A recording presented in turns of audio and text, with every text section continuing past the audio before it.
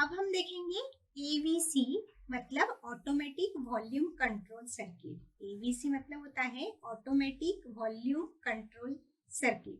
इसमें जो function of this automatic volume control circuit के रहते हैं वो रहता है मेन तो एम्पलीफाई द सिग्नल्स। सिग्नल्स को एम्पलीफाई करना है without distorting it's dynamic compression. उसके कोई भी कॉम्प्रेशन जो है, डायनेमिक कॉम्प्रेशन जो है सिग्नल्स के, उसको डिस्टोर्ट किए बिना, उसको बिल्कुल भी डिस्टोर्ट नहीं करना है। उसके बिना जो हम सर्किट को एम्पलीफाई कर रहे हैं, जो सिग्नल्स को एम्पलीफाई कर रहे हैं, वो होगा हमारा ऑटोमेटिक वॉल्यूम कंट्रोल सिग्नल्स।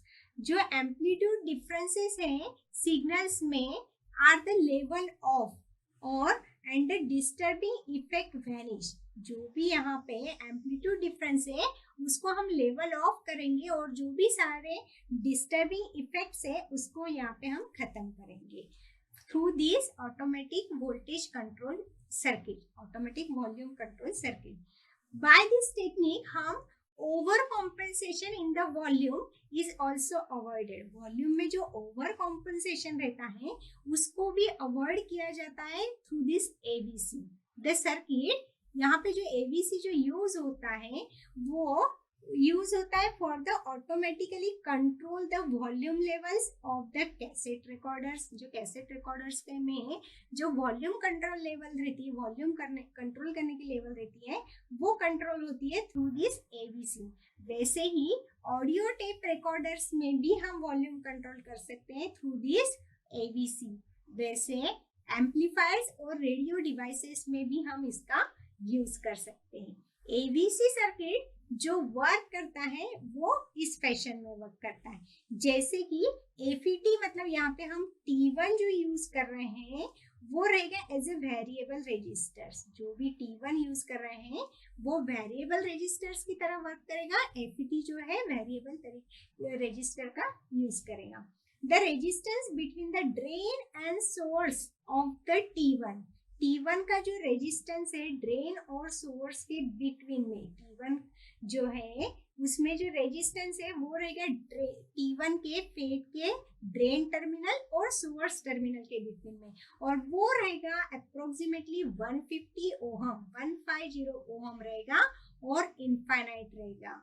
और वो पैरेलल रहेगा रेजिस्टर्स, जो पैरेलल रेजिस्टर्स है R2 को वो पैरेलल रहेगा, और together with the R3 controls the gain of the output of the amplifier A1।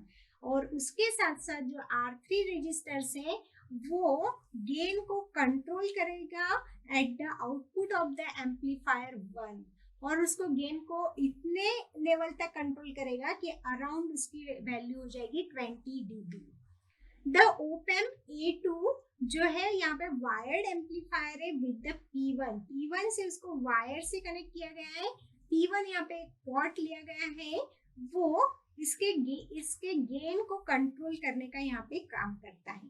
Negative part of the control, जो निगेटिव पार्ट है उसको कंट्रोल करने का काम हम थ्रू दिस P1 पॉट से करेंगे।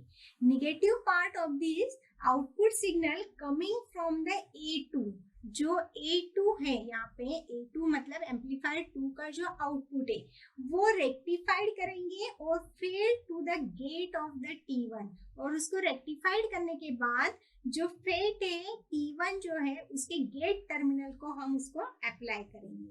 A2 का जो आउटपुट है उसको रेक्टिफाइड करने के बाद फेड के गेट टर्मिनल को, T1 के गेट टर्मिनल को हम उसको ज्वाइन करेंगे, वहां पे फेड करेंगे। Small variations on the signal, जो छोटे छोटे वेरिएशंस रहते हैं सिग्नल्स पे, तो amplitude does not influence the amplification. जो इसके एम्पलीट्यूड से वो एम्पलीफिकेशन की वजह से इन्फ्लुएंस नहीं होता है, since the fed has a short delay caused by the R6। इसीलिए फेड के पास एक छोटा सा डिले आ जाता है थ्रू द रजिस्टर 6। डायग्राम से हम देख रहे हैं कि रजिस्टर 6 से यहाँ पे एक छोटा सा डिले आता है फेड के पास।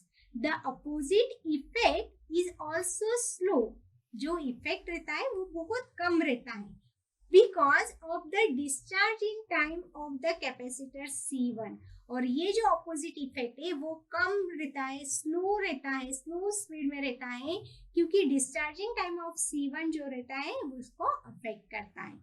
Both the effects result to the smooth regulation of the signal amplitude. Signal amplitude का रेगुलेशन जो है स्मूथ होने के लिए हम यहाँ पे ऑटोमेटिक वॉल्यूम कंट्रोल सर्किट का यूज करते हैं. ये ऑटोमेटिक वॉल्यूम कंट्रोल सर्किट यहाँ पे बहुत इफेक्टिव रहता है smooth regulation of the signals के लिए. The signal voltage at the gate of T1 must be low as possible to influence the drain source resistance. Drain source जो resistance है fate का, जो T1 का, उसके हिसाब से the signal voltage at the gate, जो भी गेट की टर्मिनल के पास जो सिग्नल वोल्टेज है वो हमें जितना पॉसिबल हो सके उतना लो रखना है then the drain source resistance से. टू अचीव दिस, इसको अचीव करने के लिए वोल्टेज डिवाइडर R1 और R4 यहाँ पे हमें सेट करने हैं at the input line of the attenuate the signal. यहाँ पे जो input line of the signal पे हम अटेन्यूएट करेंगे वो अटेन्यूएशन होगा 40 dB का. दिस 40 dB, ये जो टेक्निक है 40 dB से हम अटेन्यूएशन कर रहे हैं through this voltage divider resistors like the R1 and R4. तो 40 dB का हमें यहाँ पे सिग्नल का अटेन्यूएशन मिल रहा है. This technique enables signals up to the 1 voltage effective to be processed without a problem and with the distortions level below the 0.5%. जो भी ये प्रोसेस हो रही है 40 dB तक हमें अटेन्यूएट करना है सिग्नल को, तो यहाँ पे जो डिस्टोर्शंस लेवल है वो बहुत कम, पूरी रिड्यूस हो जाएगी और वो रिड्यूस रहेगी बिलो द 0.5% तक through this ABC automatic volume control तक. और जो भी प्रॉब्लम्स है वो भी यहाँ पे रिड्यूस हो जाएंगे. The signal to noise ratio जो यहाँ पे रहेगा वो रहेगा 70 dB रहेगा जो सिग्नल टू नॉइज रेशियो रहेगा by an input voltage of the 1V voltage effective. Input voltage के अकॉर्डिंग यहाँ पे जो सिग्नल टू नॉइज रेशियो रहेगा वो रहेगा 70 dB के नियर अबाउट.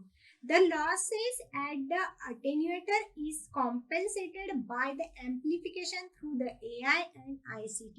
यहाँ पे जो losses हो रहे हैं वो हम compensate करेंगे through the, हम amplify करेंगे AI और ICT को. इसलिए जो हाई पास फिल्टर है जो कैपेसिटर C2 और R7 को प्रिवेंट्स करता है, बास सिग्नल्स को प्रिवेंट्स करता है from the influencing the regulation. जो भी रेगुलेशन से उसमें से बास सिग्नल को प्रिवेंट करने का काम हाई पास फिल्टर करता है जो कैपेसिटर C2 और R7 से यहाँ पे बनाया गया है. यहाँ पे प्रॉपर डायमेंशनिंग के लिए हमें कंपोनेंट्स, जो भी प्रॉपर डायमेंशनिंग के जो कंपोनेंट्स हम ले रहे हैं यहाँ पे, तो उसकी जो कट ऑफ फ्रीक्वेंसी रहती है of this filter can be adopted to the individual needs. वो इंडिविजुअल नीड्स के लिए हम यहाँ पे यूज कर सकते हैं इसकी cut off frequency.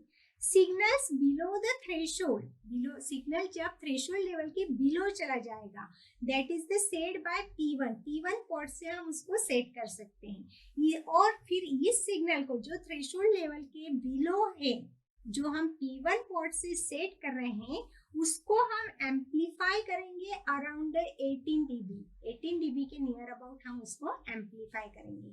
The automatic volume control circuit needs a symmetrical supply of the plus minus 15 volts and consumes around 7 milliampere. जो ऑटोमेटिक वॉल्यूम कंट्रोल सर्किट है उसको जो पावर सप्लाई की रिक्वायरमेंट है, वोल्टेज सप्लाई की जो रिक्वायरमेंट है वो है प्लस माइनस 15 वोल्ट्स की और वो करंट को कंज्यूम करता है 7 मिली एम्पियर तक. सर्किट डायग्राम में हम देख रहे हैं कि फेट को हमने कैसे कनेक्ट किया है. वैसे ही जो ऑटोमेटिक वॉल्यूम कंट्रोल है इसकी जहाँ पे भी आवश्यकता है, इसकी जो एप्लीकेशन है वो इस तरह है कि जहाँ पे भी हमें नीडेड है, ABC जहाँ पे भी नीडेड है वहाँ पे जो नॉइज है उसको, नॉइज को, बैकग्राउंड को चेंज करने के लिए जहाँ डिफिकल्टी आती है हियर करने के लिए, सुनने के लिए डिफिकल्टी आती है, जो ऑडियो सिग्नल्स को अंडरस्टैंड करने में हमें डिफिकल्टी आती है, उसका जो नॉइस का जो बैकग्राउंड है वो बैकग्राउंड की वजह से जो डिफिकल्टी आती है, तो वहां पे हम ऑटोमेटिक वोल्टेज कंट्रोल सर्किट की यूज कर सकते हैं। वहां पे सबसे ज्यादा एबीसी की हमें जरूरत रहती है। जैसे कि देख रहे हैं हम इन कार्स में to compensate for the radio road noise के जो व्हीकल्स का वॉल्यूम रहता है, रोड के जो वो नॉइज रहते हैं, विंड का नॉइज रहता है, उसमें ट्रैफिक का नॉइज रहता है, ओपन विंडोज रहा तो विंड का बहुत ज्यादा नॉइज आता है, फैंस का नॉइज आता है, रेडियोस का। तो ये सारे जो नॉइज है इन कार्स, इसको कॉम्पेंसेट करने के लिए, इसको रिड्यूस करने के लिए हम ऑटोमेटिक वॉल्यूम कंट्रोल यूज करते हैं। वैसे ही पब्लिक प्लेसेस पे, जैसे कि एयरपोर्ट से, मॉल से, स्टेडियम से, मीटिंग हॉल से, स्टोर से, मार्केट्स, लॉबीज है, to compensate for what is mostly human generated noise. और यहाँ पे जो मोस्ट ऑफ ये जो पब्लिक प्लेसेस है, यहाँ पे most of human generated noise रहता है, और ये ह्यूमन जनरेटेड नॉइज को कंट्रोल करने का काम होता है एवीसी से, ऑटोमेटिक वॉल्यूम कंट्रोल से। सबसे ज्यादा हमें पब्लिक प्लेसेस पे ही इसकी जरूरत रहती है।